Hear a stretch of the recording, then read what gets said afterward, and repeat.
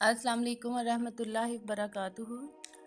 غزوہ تبوک کے موقع پر سیدنا حضرت عثمان رضی اللہ عنہ نے مثالی قربانی کا ثبوت دیتے ہوئے 300 اونٹ ساز و سامان صدقہ فرمائے اور پھر 1000 اشرفیاں لے کر حضرت محمد صلی اللہ علیہ وآلہ وسلم کی خدمت میں حاضر ہوئے اور انہیں آپ کی گود میں ڈال دیا۔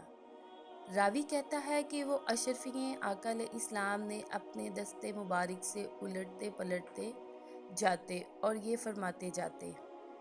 ترجمہ: آج کے بعد عثمان کچھ بھی کرتے رہیں، ان کا کچھ نہ بگڑے گا۔ مطلب یہ ہے کہ اس صدقہ کی قبولیت کی برکت سے انہیں کامل خیر کی توفیق نصیب ہو گئی۔ ایک مرتبہ مدینہ منورہ میں قحط سالی ہوئی۔ حضرت سیدنا عثمان غنی رضی اللہ عنہ نے شام کے علاقہ سے 100 اونٹ غلہ منگایا۔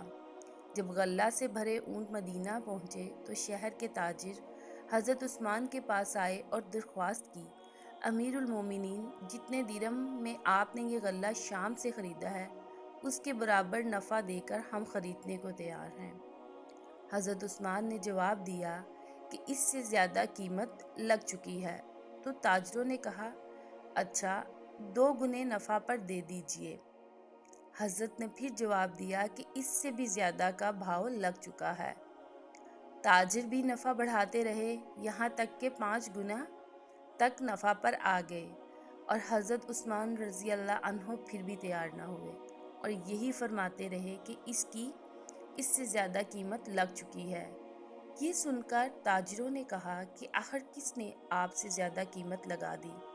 مدینہ کے تاجر تو ہم ہی ہیں۔ حضرت عثمان نے فرمایا کہ اللہ تعالیٰ نے 10 گنا عطا کرنے کا فیصلہ فرمایا ہے، تو کیا تم لوگ اتنا یا اس سے زیادہ دینے پر راضی ہو؟ تاجروں نے انکار کر دیا۔ پھر حضرت عثمان نے اعلان کیا کہ اے لوگو، میں تمہیں گواہ بناتا ہوں کہ یہ سارا غلہ مدینہ کے فقراء اور مساکین پر صدقہ ہے، اور وہ غلہ سب محتاجوں میں تقسیم فرما دیا۔ اللہ حافظ۔